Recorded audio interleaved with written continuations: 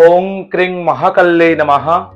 नमस्कार दर्शक बंधु, जय जगन्नाथ। आज आपण मानक पई रहिछि वृष राशि एप्रिल मास 2025 मसिया को नै मासिक राशिफल एवं 1 तारिख रु 30 तारिख पर्यंत संपूर्ण दैनिक राशिफल मध्य धैर्य सहित देखिबा एवं शेष रे रहिछि आपण मानक पई रिमेडी जोटा कि प्रतिकार चमत्कार प्रतिकार किभଳି भाबरा पाइबे मुक्ति पाइबे आपणकर प्लानेटरी कंजक्शन लु किभଳି भाबरे आपण निजे निजको सुरक्षा देबे तार संपूर्ण डिस्कशन आज आमे करिबा।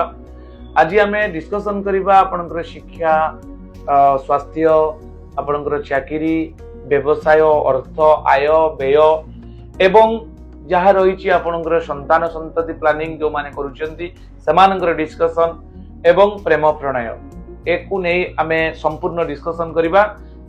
देरी न करी आमे जानिबा। या पूर्व दर्शक बंधु मु कहि रखिया चाहे जो माने भी 2025 मसिया वृष राशि वार्षिक फल देखि नांती तळे डिस्क्रिप्शन बॉक्स रे मोर लिंक अछि जेंकि आपण देखि परिबे, कारण चारि चारिटा प्लानेट आपणकर चलन होचंती एवं अतिचार मध्य गुरु होचंती कोन रहइबो प्रभाव एवं तार प्रतिकार संपूर्ण वार्षिक राशिफल आपण जाईकी देखि परिबे।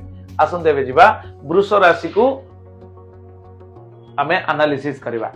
दर्शक बंधु, वृष राशि अधिपति होचंती निजे स्वयं शुक्रदेव जे कि बेनिफिक प्लानेट ऑफ यूनिवर्स। गोटे नैसर्गिक शुभग्रह जदि के थांती से होचंती आपणकर शुक्र। शुक्र सब बेले रोमांटिक, खुश मिजाज, खाद्य प्रिय, पोशाक प्रिय, आपणकर चलनी प्रिय, सबुथिरे कॉम्प्रोमाइज नाही, बिंदास लाइफ मेंटेन करि थांते वृष राशि अधिपति बा जो माने व्यक्ति अछंती। वृष राशि अधिपति शुक्र आमे जदि देखिबा, प्रथमतः वृष राशि रे रहिचंती बृहस्पति एवं चंद्र। स्वास्थ्य एकदम परफेक्ट रहइबो आपन पई, किछि चिंता करिवार नै, स्वास्थ्य को नै व्यस्त होबार नै, कारण आपनकर स्वास्थ्य स्थान रे निजे आपनकर राशि रे बृहस्पति अछंती। जन्म बृहस्पति प्रायतः गोचर फल रे जन्म राजु राजा जो रामंग राजा बनंगत हुए तो स्टार्टिंग स्टेज रे आपन को कुआडे जीवा को पड़ी पारे, घर छाड़ी की बाहर को जीवा पड़ी पारे कोनोसी काम रे, किंतु आपन को सफलता दबो। सेति पई विशेष स्ट्रेस बा विशेष हेल्थ इश्यू देखा दबो नै, जेतु बृहस्पति सहित चंद्रमा उच्च होई के अछंती आपन को राशि रे। एवं या परे हमें जदि देखिबा स्वास्थ्य परे आपन को आसुची धन स्थान द्वितीय स्थान रो अधिपति बुध एवं पंचम स्थान रो अधिपति मध्य बुध। शिक्षा स्वास्थ्य को जदि हमें देखिबा एवं शिक्षा को जदि देखिबा, शिक्षार कारक ग्रह होचंती बुध, जे कि पांडित्य ग्रह। बुध हेले इंटेलेक्चुअल माइंड रो कारक ग्रह, आईक्यू रो कारक ग्रह, इंटेलिजेंस रो कारक ग्रह, आम कंसंट्रेशन पावर, आम डिसिजनिंग कैपेसिटी रो कारक ग्रह होचंती बुध। बुध होचंती हमर नर्व रो कारक ग्रह, बुध होचंती न्यूरो सिस्टम सन्नी सहित पहुंचले न्यूरो रो कारक ग्रह। तेनु एठी आमे बुध एवं धनाधिपति पंचमाधिपति जे देखिबा से अछंती कोठी ना नीच होई कि आपनकर मीन राशि रे बृहस्पति क्षेत्र रे एटी नीच हेले किंतु डरिबार नाही कि दर्शक बंधु, एटी नीच फल आपण पाइबे नाही, कारण एटी शुक्र मध्य उच्च होई के अछंती। जेउ जगह रे आपनकर बुध पंचमाधिपति धनाधिपति बुध नीच होई के अछंती, सेही जगह रे आपनकर शुक्र मध्य उच्च होई के रहबा द्वारा एटी नीच भंग राजयोग सृष्टि हला। यह आपन को उच्च शिक्षा हायर स्टडीज क्षेत्र रे साहाय्य करिवो, पाठ पढ़ा रे कंसंट्रेशन आउरी दबो एवं परवर्ती समय जदि आपनकर कोनोसी उच्च आशा पोषण करिसंती, बहुत बड़ आशा करिसंती, सही क्षेत्र रे आपन हुए तो टिके प्रॉब्लम क्रिएट करि पारे, किंतु आजोलेस भलो फल दबो। यह परे आपण जदि संतान संतति प्लान करूचंती, पंचमाधिपति बुध जेतु शुक्र सहित नीच भंग राजयोग हेची, ए मासटा ब्रेक करबा आवश्यक अछि। उभय स्वामी एवं स्त्री जातक जदि आपण हमको पठांती ताले संतान संतति विचार 8टा संतान स्थान अछि, ताकू देखि तार स्वतंत्र मीमांसा आपण को दे दिया जिवो। किंतु ओवरऑल जदि हमें देखिबा वृष राशि व्यक्ति जो माने भी देखुचंती आ चाइल्ड प्लान करिया पई चाहउचंती, अवॉइड करंतु आपनकर एप्रिल मास को। या परे आपण जदि एटा मध्य प्रेमर स्थान, जोटा कि प्रेम प्रणय स्थान, जो माने लव शिप अछंती सेमान सुनी रखंतु। पंचमाधिपति बुध जेतु नीच राहु युक्त ही गले, एक रे नीचस्थ हेले पुनी राहु युक्त हेले, तेणु आपणकर लव मिसगाइडेड आर को जाउछि। ଯୁକ୍ତିତର୍କ ଆଡକୁ ଯାଉଛି, କେହି କମ୍ପ୍ରମାଇଜ ମୋଡ କୁ ଯିବେ ନାହିଁ, ଛୋଟ ଛୋଟ କଥାରେ ସନ୍ଦେହ ବଢିବ, ଆପଣ ପରସ୍ପର ଭିତରେ ବିରୋଧାତ୍ମକ ଏକ ବାତାବରଣ କ୍ରିଏଟ ହବାକୁ ଯାଉଛି, ଏନଭାୟରନମେଣ୍ଟ କଳୁଷିତ ହବାକୁ ଯାଉଛି। ସତର୍କ ରହିବେ ଯଦି ଆପଣଙ୍କ ଲଭସିପ କୁ କଣ୍ଟିନ୍ୟୁ କରିବା ପାଇଁ ଚାହାନ୍ତି। ଇଏ ଥିଲା ଆପଣଙ୍କର ଶିକ୍ଷା, ସ୍ୱାସ୍ଥ୍ୟ, ସନ୍ତାନ ଏବଂ ପ୍ରେମ। ଏହାପରେ ଆମେ ଜାଣିବା କର୍ମକ୍ଷେତ୍ର ଆଉ ଭାଗ୍ୟ। କର୍ମାଧିପତି ଭାଗ୍ୟାଧିପତି ଶନି ଆପଣଙ୍କର ଚଳନ ହେଇଯାଇଛନ୍ତି, ଆଉ କୁମ୍ଭ ରାଶିରେ ଚଳନ ମାନେ ଶନି ନାହାନ୍ତି। ଏଇ ବର୍ଷ ନା ଏଇ ମାସରେ ଆପଣଙ୍କର ଶନି ଚଳନ ହେଇଛି, ଅର୍ଥାତ 29 ତାରିଖ ପରେ 30 ତାରିଖ ଠାରୁ ଶନି ଆପଣଙ୍କର ମୀନ ରାଶିକୁ ପଳେଇ ଆସିଛନ୍ତି। ତାହେଲେ ଭାଗ୍ୟାଧିପତି ଏବଂ କର୍ମାଧିପତି ଅର୍ଥାତ ଆପଣଙ୍କର ମକର ରାଶିର ଏବଂ କୁମ୍ଭ ରାଶିର ଅଧିପତି ଶନି ଭାଗ୍ୟାଧିପତି କର୍ମାଧିପତି ଭାବରେ ପୂର୍ଣ୍ଣ ଯୋଗକାରୀ ହୋଇ ଲାଭ ସ୍ଥାନରେ ଥିବା ଦ୍ୱାରା ଆପଣଙ୍କର ଯୋଉ ମିସ୍ ଫର୍ଚ୍ୟୁନ ଥିଲା, ମାନେ ଦୁର୍ଭାଗ୍ୟ ଥିଲା, ତା ସୌଭାଗ୍ୟରେ ପରିଣତ ହବ ଏ ମାସରେ। ମୀନ ରାଶିକୁ ଗୁରୁ ଯିବା ଶନି ଯିବା ଦ୍ୱାରା ଏଠି ଗୁରୁ ସୌରୀ ଯୋଗ ସୃଷ୍ଟି ହେଲା। ଯେହେତୁ ବୃହସ୍ପତିଙ୍କ ସହିତ ଶନି ରହିଲେ ଗୁରୁ ସୌରୀ ଯୋଗ ହୁଏ, ଶୁକ୍ର ମଧ୍ୟ ଗୁରୁ, ତାଙ୍କ ସହିତ ଶନିଙ୍କର ମିତ୍ର ଭାବ, ତେଣୁ ଏ କ୍ଷେତ୍ରରେ ମଧ୍ୟ ଶନି ଆପଣଙ୍କୁ ଭଲ ଫଳ ଦେବେ। କର୍ମ କ୍ଷେତ୍ରରେ ଉଚ୍ଚ ପ୍ରଶଂସିତ ହେବେ। ଆପଣଙ୍କର ଭାଗ୍ୟ ଲକ୍ ଆପଣଙ୍କୁ ମଧ୍ୟ ସପୋର୍ଟ କରିବ। କୌଣସି ବି କାମ ଆପଣ କରିବା ପାଇଁ ଚାହୁଁଛନ୍ତି ଆପଣ ଏ ମାସରେ କରନ୍ତୁ, ନିଶ୍ଚିତ ଭାବରେ ଆପଣ ସଫଳ ହେବେ ଦର୍ଶକ ବନ୍ଧୁ। ଏହାପରେ ଆପଣଙ୍କ ଲାଭ ସ୍ଥାନରେ ରାହୁ ରହିବା ଦ୍ୱାରା ଦର୍ଶକ ବନ୍ଧୁ, ରାହୁ ହଉଛି ନେଗେଟିଭ ପ୍ଲାନେଟ ଅଫ ୟୁନିଭର୍ସ, ଯାହାକି ସବୁବେଳେ ଉଚ୍ଚ ଆଶା ଦେଇଥାଏ ଆଉ ମିସଗାଇଡେଡ ବି କରାଇଥାଏ। ବଡ ବଡ ଆଶା ଦବ, ଓଭର ଥିଙ୍କିଂ ଆସିବ, ଆପଣ ହେଜିଟେସନ ଫିଲ୍ କରିବେ। ଆଉ ସତର୍କ ରହିବେ ଦର୍ଶକ ବନ୍ଧୁ, କୌଣସି ବଡ ଇନଭେଷ୍ଟମେଣ୍ଟ କରିବା ପୂର୍ବରୁ ଆପଣ ସତର୍କତା ସହିତ ତାର ପରାମର୍ଶ ନେଇ ଆପଣ ଆଗକୁ ବଢିବେ। ଯଦି ଇଣ୍ଡିଭିଜୁଆଲ ପ୍ରେଡିକ୍ସନ ଆପଣ ଚାହାନ୍ତି ଏ ସମ୍ବନ୍ଧୀୟ, ଆପଣ ସ୍କ୍ରିନରେ ଥିବା ନମ୍ବର ସହିତ ଆପଣ ଯୋଗାଯୋଗ କରିପାରିବେ। ଏହାପରେ ଆପଣଙ୍କର ତୃତୀୟରେ ଯେହେତୁ ମଙ୍ଗଳ 5 ତାରିଖ ପରେ, ଏପ୍ରିଲ 5 ପରେ ଆପଣଙ୍କର ଟିକେ ଭାତୃଶତ୍ରୁ ବିବାଦ ରହିପାରେ। ତୃତୀୟ ସ୍ଥାନଟା ହଉଛି ଭାଇ ଭଉଣୀଙ୍କର ସ୍ଥାନ, ସେ ସମ୍ବନ୍ଧୀୟ ଆପଣଙ୍କର ଯଦି କୌଣସି ପ୍ରୋବ୍ଲେମ ଚାଲିଥାଏ ତାହେଲେ ଆହୁରି ବଢିଯିବ। ଯଦି ପୂର୍ବରୁ ସେ ଚାଲିଥାଏ, ଏହା ସର୍ଟ ଆଉଟ୍ କରିବା ପାଇଁ ଏପ୍ରିଲ ମାସ ଉଚିତ ନୁହେଁ। ଏହାପରେ ଆପଣ ପରବର୍ତ୍ତୀ ସମୟରେ ଯେତେବେଳେ ମଙ୍ଗଳଙ୍କର ଚଳନ ଘଟିବ, କାରଣ ମଙ୍ଗଳ ତୃତୀୟ ସ୍ଥାନରେ ନିଚ ହେଇକି ରହିଛନ୍ତି, ତେଣୁ ଇଏ ଆପଣଙ୍କୁ ଭଲ ଫଳ ଦେବେ ନାହିଁ ଦର୍ଶକ ବନ୍ଧୁ। ଇଏ ଥିଲା ଆପଣଙ୍କର ସମ୍ପୂର୍ଣ୍ଣ ଆନାଲିସିସ୍, ଯାହାକି ବୃଷ ରାଶି।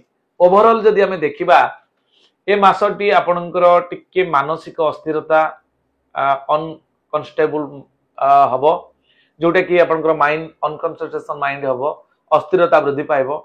ବହୁତ ସମୟରେ ଆପଣ ଚିନ୍ତିତ ରହିବେ, ଆଉ କୌଣସି କାରଣରୁ ଶୋକାତୁର ଆପଣ ହେଇପାରନ୍ତି। ଚାକିରୀ କ୍ଷେତ୍ରରେ ପ୍ରଶଂସିତ କିନ୍ତୁ ହେବେ। କର୍ମ କ୍ଷେତ୍ରରେ ମୁଁ ଆପଣଙ୍କୁ କହିଲି ଭାଗ୍ୟ ଏବଂ କର୍ମ ଆପଣଙ୍କୁ ସପୋର୍ଟ କରିବ।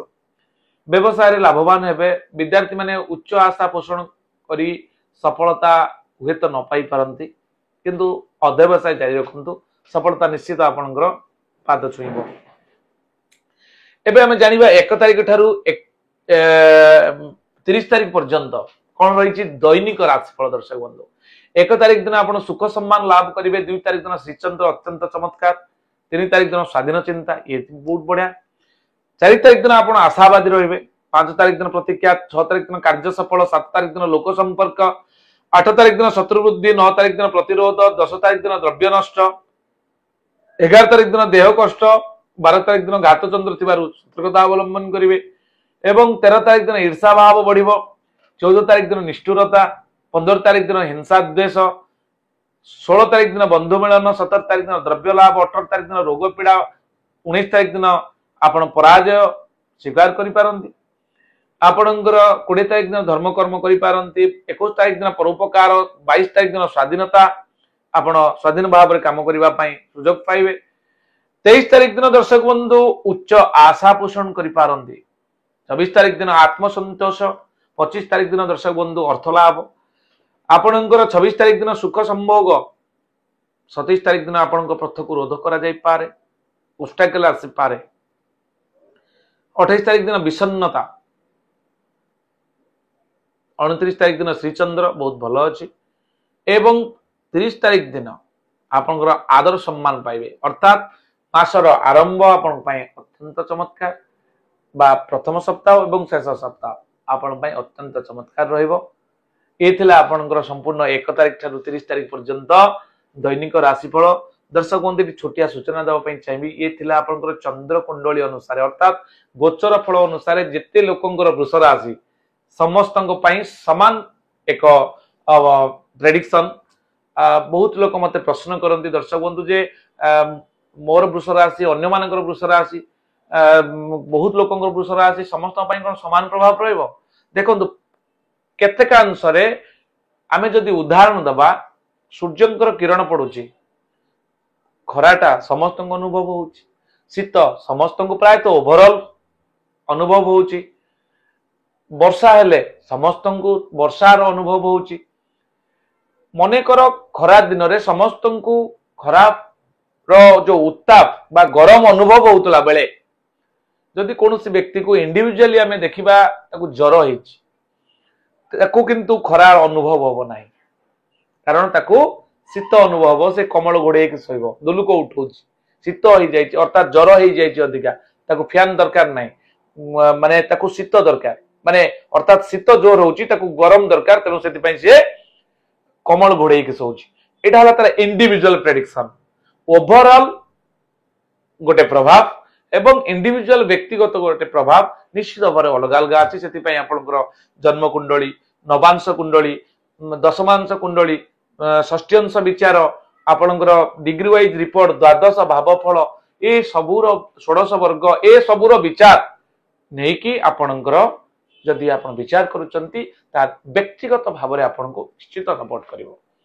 ये थिला आपन पई सूचना आपन चाहिले भी हम द्वारा प्रेडिक्शन कराई परिबे स्क्रीन ले थिबा नंबर सहित आपन जोगाजोग कले विद इन 7 डेज भितरे आपनकर जातक नंबरिंग करा जाय विचार करी आपन पाखकू पठे दिया जीवो। ये थिला सूचना जदि आपन वास्तु करिया पई चाहते होटल वास्तु रेस्टोरेंट वास्तु कोनोसी प्रकार रो न्यू प्लान करूचंदी नुवा घर करिया पई तार स्वतंत्र आर्किटेक्ट प्लानिंग सहित वास्तुर नियम अनुसार आर्किटेक्ट प्लान आपन आमठारु पाई परिबे।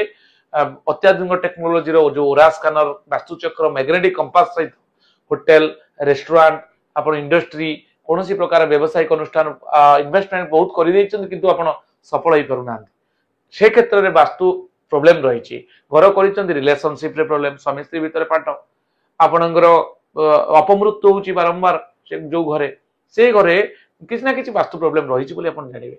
दर्शक बंधु एई राशिफल माध्यम रे आपन को एक सूचना दबा पई एइति पई मने करूछु जे प्रत्येक घरे किछ ना किछ वास्तु समस्या रहिछि आ समस्या अनुभव करूचंती से माने दुख अनुभव करूचंती दुख पाउचंती तार जदि किछि मात्रा रे आमे तांकर सपोर्ट करि परिबु निश्चित भाव रे आमे निजुको कृतार्थ मने करिवु जेहेतु प्रोफेशनल ले अछु आपनकर जो राशि भी आपण हमकु दउचंती निश्चित भाव रे ताको आमे ग्रहण करूछु एवं एहा परे आमे बहुत शीघ्र जीवा रिमेडी पार्ट को।